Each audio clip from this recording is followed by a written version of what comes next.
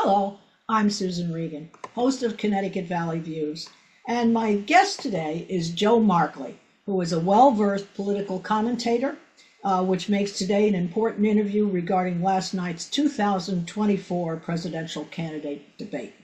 Mr. Markley was a member of the Connecticut State Senate, representing the 16th State Senate District from 2011 to 2019. He was the Republican nominee for Lieutenant Governor of Connecticut in 2018. Now, Joe, let's jump right into this. If you could give me a 1 or 2 word description of how you thought the debate was, what's the result? Disaster is the word for Biden. And, you know, Susan, here's the funny thing I'd say about it. I wasn't surprised. In fact, in some ways, I didn't think that Biden did that bad compared to what I was expecting.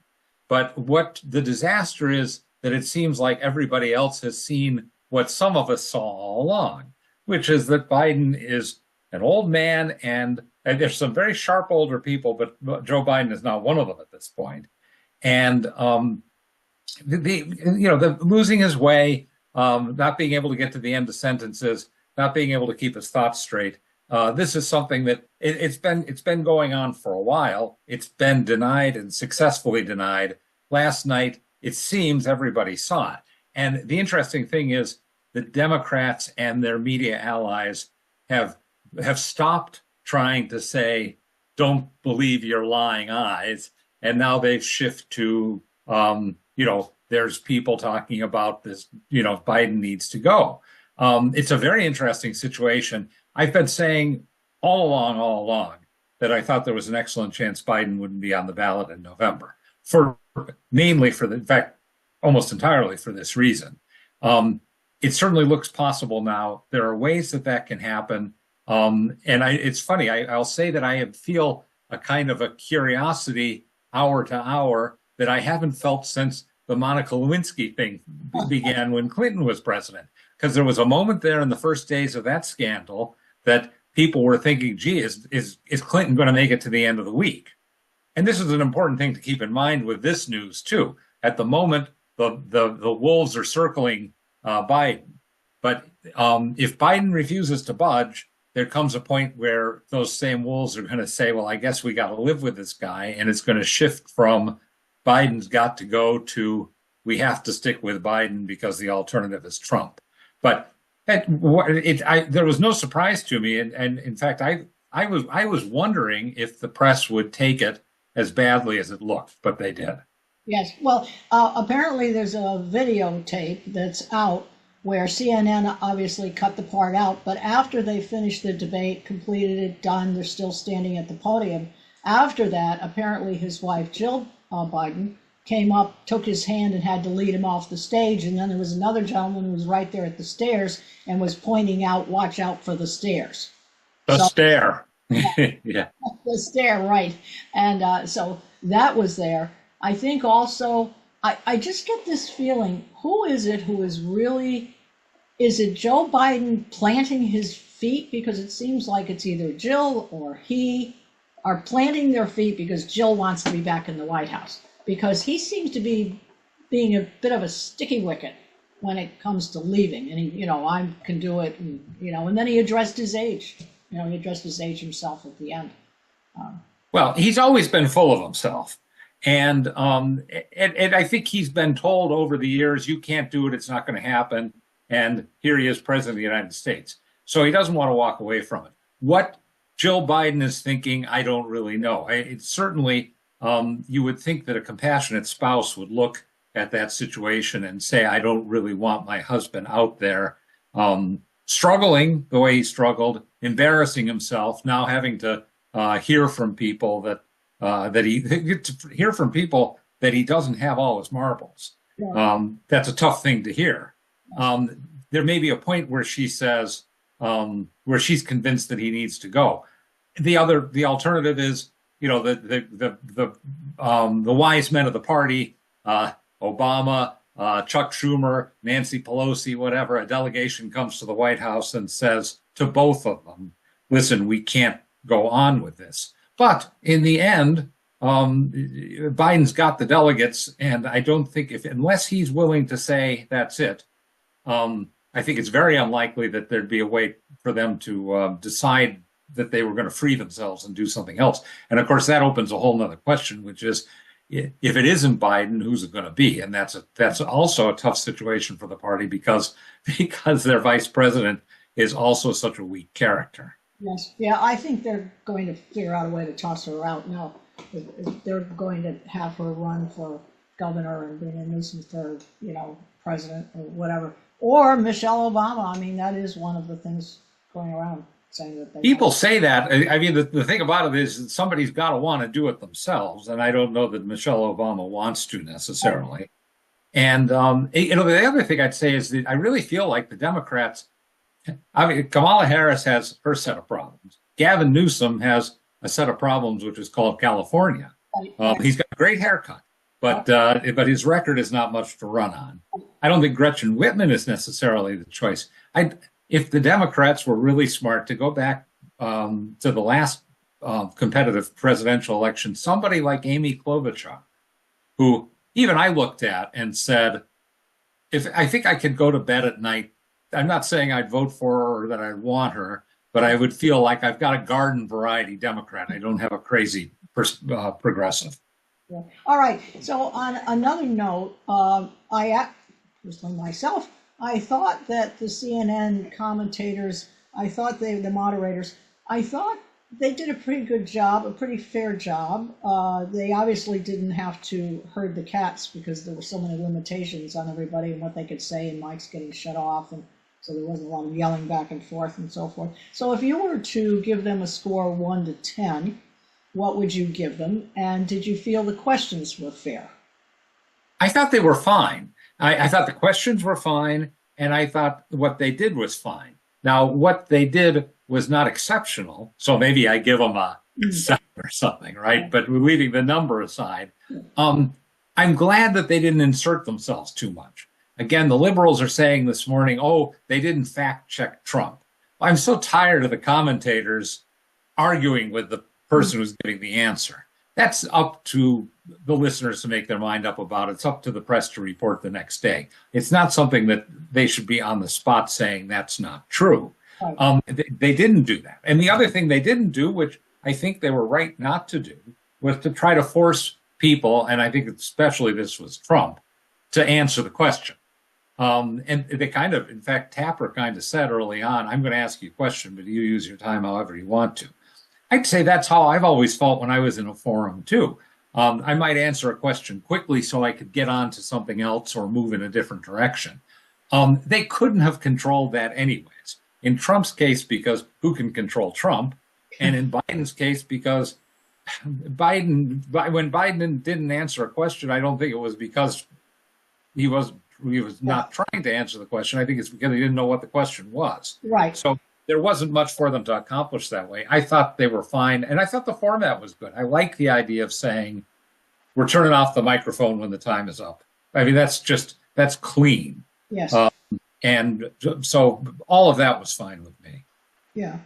Now, I would say from your previous comments you made just a moment ago, who do you think had the upper hand? I would take it you think Donald Trump. I mean, he didn't go off track. He wasn't really allowed to rant. He wasn't able to attack Biden while he was talking and so forth. So do you feel that Trump actually did as good a job as we expected him to do, or did you feel that he was lacking anywhere?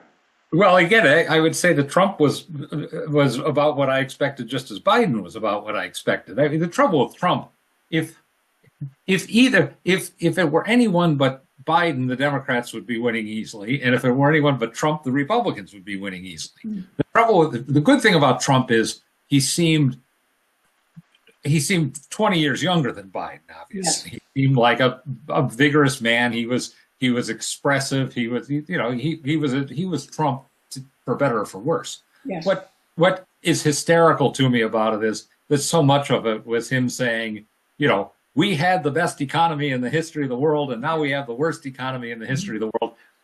A number of extreme statements, few of which I think were actually literally true. Mhm. Uh, and I kind of feel like you could just come out and state actual facts Mhm. and probably be more persuasive than you are with this hyperbole that Trump is addicted to. Mhm. But that's how he's been. That's how he's always been, and that's how he's always going to be.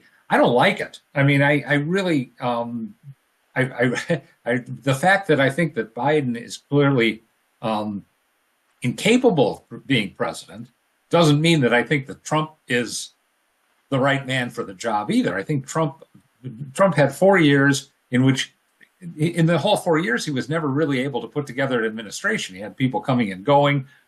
The most of the people that worked for him at some point have come out and written books about what a disaster he was. I don't know how he goes in if he wins in November and and brings in a team that can do what he has in mind. And one of the reasons is because I don't think he's ever clear about what he has in mind. Ronald Reagan was not, let's say he was not a detail-oriented guy, but he charted a clear course and he was able to attract people that believed in that course and believed in his ability to communicate it and his ability to stick to it. So when he became president, he had the Devers and the Mises and these different people that have been with him for years. Trump doesn't have anyone like that. And I don't think he'd be any more effective in a second term than he was in the first. So I mean, I'm distressed by the fact that this is our choice, and I really was hoping that DeSantis or somebody would make some headway, but Sure. It wasn't even close. That just didn't happen. Yes. Well, of course, there are a lot of rumors going around. There's a short list for who the vice presidential pick would be. Do you think Trump is okay? So Biden's got the Kamala Harris problem. Yeah. Trump, do you think he's going to pick someone that he can rely on and delegate to that is in the realm of accomplishing what he wants to accomplish? Or do you think he just wants to delegate and not have to think too much about it? Is he going to choose someone who's reflective of him or someone who perhaps other qualities? And Nikki Haley is still in the running, which to me seems a little bit strange. And Bergman seems to be a good choice, and Tim Scott could be a good choice. Where do you think he's going?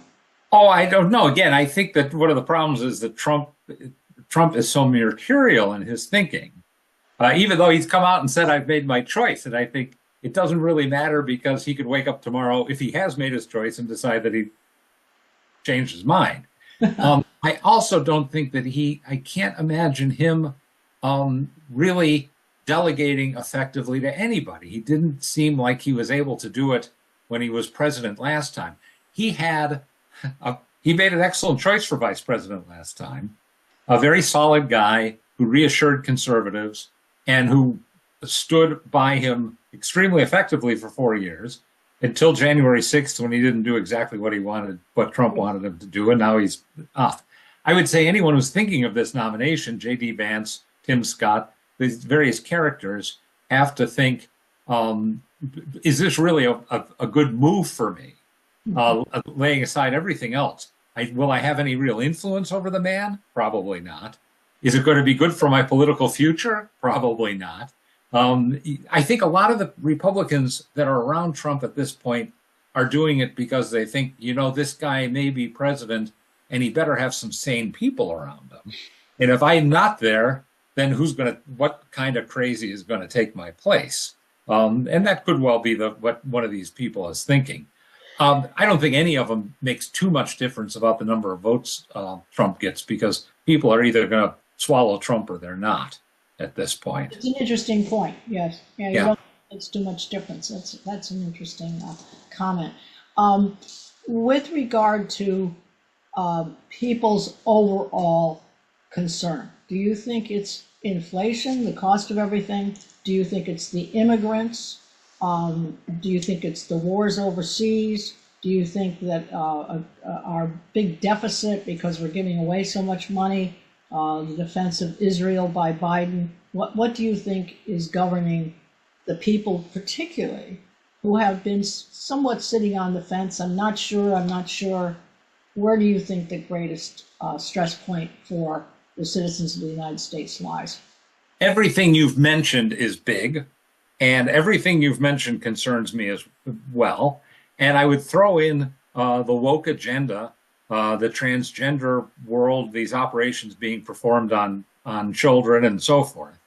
And different people may be moved by different things. I think the immigration issue that was what made Donald Trump the nominee and the president in 2016, in my opinion, remains an enormous issue, and one that he is particularly well positioned to take advantage of. The trouble is, just like Trump, that just in the last week he came out and said, well, I think that maybe we should give green cards to foreign students who graduate from college, even from a 2-year college. And I think, what is he thinking? It's just another way. If you did that, especially if you opened it up to 2-year colleges, what we would have is an explosion of 2-year colleges that just existed so that foreign students could come in and get green cards. These for-profit places that have been a problem for years. If he could stay to his talking points, I think he'd be in an excellent position to win this election. I'm not sure he can do it. He's in a good position to win the election right now, because if Biden remains the candidate, there really comes a point where people just can't vote for him. If they switch out Biden for somebody else, I think that the Democrats will probably win the election. Yeah. What about the point, do you feel that Biden has lost the black vote because it appears that he seems to be favoring, because generally speaking, they were supposed to lead the underserved folks, and he was taking care of them and trying to make things better and so forth. But now he appears to be favoring the immigrants because he wants to bring in as many potential Democratic votes for that. Do you feel that's the reason why he's losing the black Hispanic vote, black, brown? Well, yeah, and inflation, which people are very aware of. Again, Biden's in the position of running around and saying, don't believe your own experience, but people do believe their own experience. And they know that prices went up radically. And I think that's more of a problem for minority communities where income is lower, people on fixed income. The other thing I'd say about both these men, which I don't respect at all, is the whole idea of saying, what are you doing for blacks? What are you doing for Hispanics? Especially the conversation about that last night was grotesque to my mind. And especially because so much of it was about what I do for blacks equals poverty programs. Because my assumption is these are poor people. President Otis, if I were back in politics at this point, I would say, I'm not going to do anything for blacks. I'm not going to do anything for whites, Hispanics, Asians, anyone else. I want a strong state of Connecticut or a strong United States of America, good jobs, strong dollar, all these things. And that's going to help everybody. I'm not going out there saying, let me help this group, because that's not who we are as Americans. But this outlook has become so pervasive that the Republicans have fallen for it too, in my opinion. Yeah. All right. What do you, if you were counseling Biden or if you were counseling Trump, what do you think Biden's next step is? I mean, it would seem stepping down might be the right thing to do, or he should announce who his vice president. Well, I guess Kamala Harris is in a dither because she's not being included to be on the ticket if he stays. So if you were counseling both of them, what would you say to Biden and what would you say to Trump? Well, if Biden cares about the party, and if Biden believes that Democratic victory is essential for America, which he claims to, and for all I know, he's sincere about it, he ought to be helping work with the party insiders to figure out a way to get out of the way and have them settle on some other person. And this is very possible to do. If they, and I wouldn't be surprised if nothing happens about this for a week or 10 days, if there's not plotting going on. And the plotting is going to be not simply, let's get Biden off the ticket, but let's settle between us, Obama Schumer, Pelosi, whoever is inside that room, on what the ticket's going to be. And then we come out and it's a package deal, and there isn't a big fight at the convention. And if they find somebody that America can live with, I think it would be welcomed by a lot of people. So that would be my advice to Biden and his circle. To Trump, there's no point in giving advice to Donald Trump, in my opinion. People have been saying this all, if he'd only do this, why doesn't he stop tweeting all this stuff? Here's a man who came out of nowhere. Everybody told him he couldn't do it. He got elected president. He didn't listen to anyone. Right. And he's still on the top of the heap. He's not going to suddenly decide now that he needs to be taking people's advice. I simply wish he were a different man. He has tremendous communication skills in a way. He knows how to get the attention. He comes across vividly. Even last night, I got to say, I can't stand him on a certain level. And yet I get a kick out of him on a certain level. He's so loosey-goosey. Yeah. He's willing to go places that politicians don't go. As soon as I saw that, I thought he's got a chance at the nomination back in 2016. But there's nothing to tell him. The smart thing for him to do would be to say, hey, Donald, here's your speech, the economy, the border, the foreign wars. Talk about all these things that the Democrats are doing that are monstrous, and stop talking about nonsense. But he's never going to stop. I love the conversation about the golf game. That was one of the most amazing moments. I thought I'm glad I watched it just to have seen that, because I thought this is like, if you saw it on Saturday Night Live, you wouldn't believe it. Two old men arguing about who's got a bigger handicap. Yeah, well, a 6 handicap is not even possible for Biden, because I know a little bit about golf, and if he's got a bad back, he's not going to be able to do a professional swing, which requires you to turn all the way, not break your wrists, not bend your knees too much. He wouldn't be able to accomplish that. No. Well, Trump himself pointed out Biden couldn't drive a golf ball 50 yards. I thought it's funny exchange. I've seen your swing, Joe. You couldn't hit a golf ball 50 yards. All right. All right. Just touching a little bit closer to home for a moment, relevant to a local Connecticut basis. Do you believe that the replacement of Annalisa Stravato, a pro-Trump person, for Leora Levy as the RNC National Republican woman was a payback for Levy beating Themis Clarides in the Senate race? Absolutely. And ridiculous. And first, let me say, incidentally, they are both pro-Trump people. So Trump was not a factor. Right. But for whatever reason, there was bad feelings for those whole 2 years. Leora had every right to run against Themis. I don't have anything against either of them. But to punish Leora for actually winning the primary, I mean, if it's not like she stood in the way of Themis, being able to get her campaign started early. Right. Themis's campaign wasn't strong enough to beat Leora. And I had a member of State Central call me. I was on the radio the next day after the election talking about it. And someone called me up and said, Joe, the election's over. We've got to get behind the winner. And I said, the Themis primary was over for 2 years, but you guys couldn't let go of it. Yeah, right. And let me say, Leora Levy did an amazing job as Republican National Committee woman. She's a smart, classy woman. I think good at raising money in her area.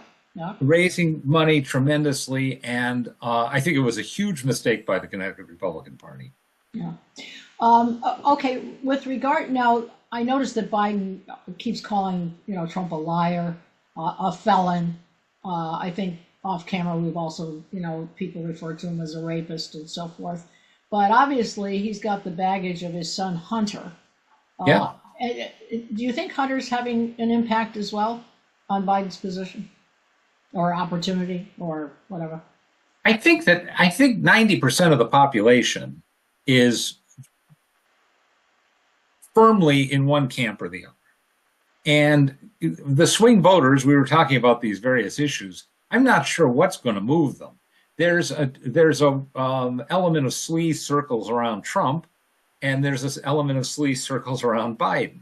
Anything that confirms people's sense that something sleazy is going on is going to hurt them somewhat, but it's not going to change the perception. I mean, anybody who's walking around saying Joe Biden never did anything wrong, there's nothing. That's a Biden voter. You're never going to change their mind if and just like the Trump voters, who the fact of a conviction isn't going to make any difference to them. And to some extent, I understand it. I do feel like this was prosecution which wouldn't have taken place otherwise. But Donald Trump's a man who put himself in the way of such problems.